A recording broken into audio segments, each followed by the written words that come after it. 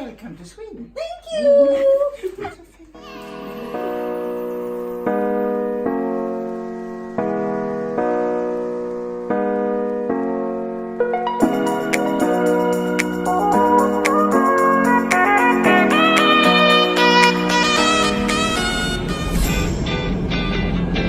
Sobrang pet-friendly itong train stations nila.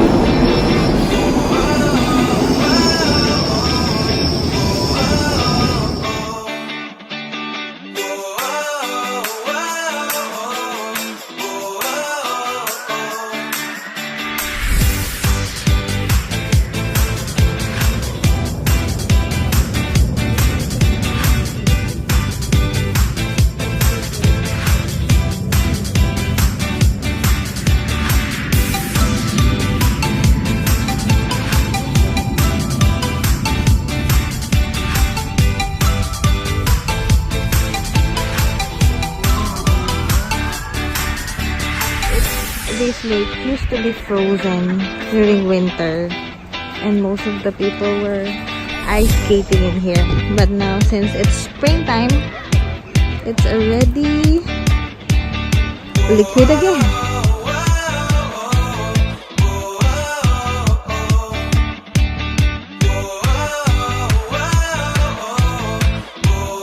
Home sweet home.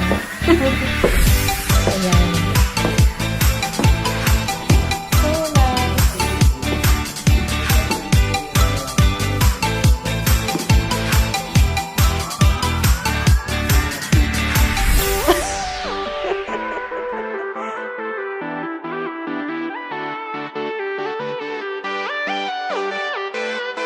And then they have this 1887, what do you call this?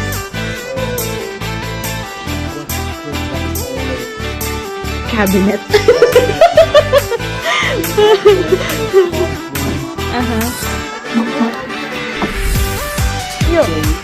Okay, no. Better na.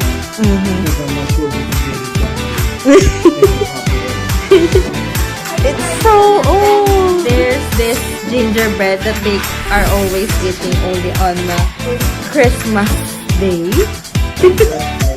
Except him, he's eating it all year round except Christmas.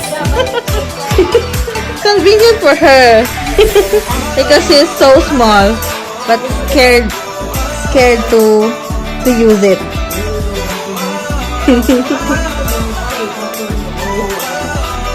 You also bought it from IKEA? No. Ah, another store. This as helping him for me. Uh-huh. Since my best friend that Yes. works, Uh-huh. bad balance. Really? I got it for her.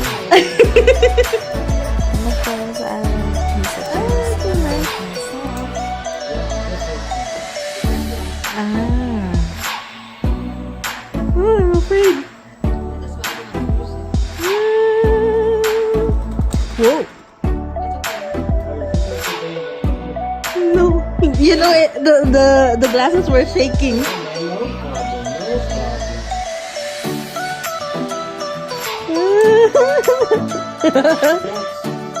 That's the... Oh, okay, then I'll put it back. He will play with this one, with this thing.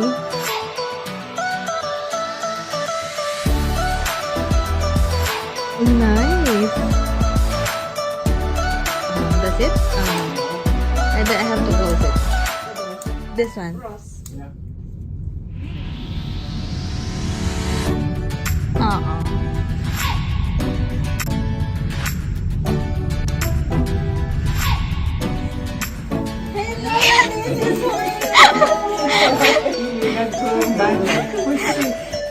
May pusi. No? No.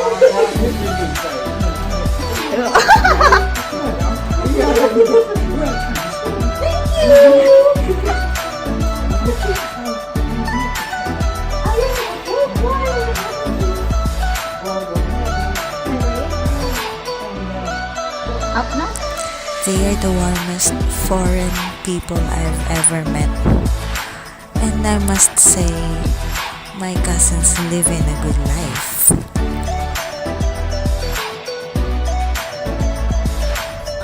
It's IKEA. What a trip to Sweden without going to IKEA, where it all starts.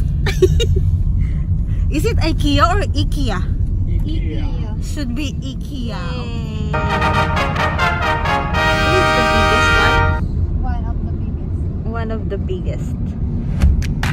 The biggest one is a little hard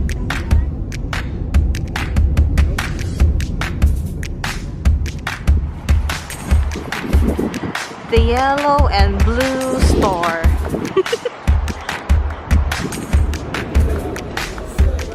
I'm in heaven right now. I wish I can bring it home.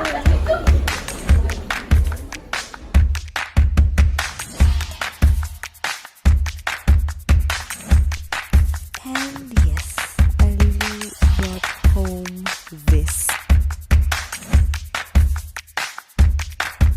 And went back to Dubai with a box. Yes. Bye for now. Thanks for watching.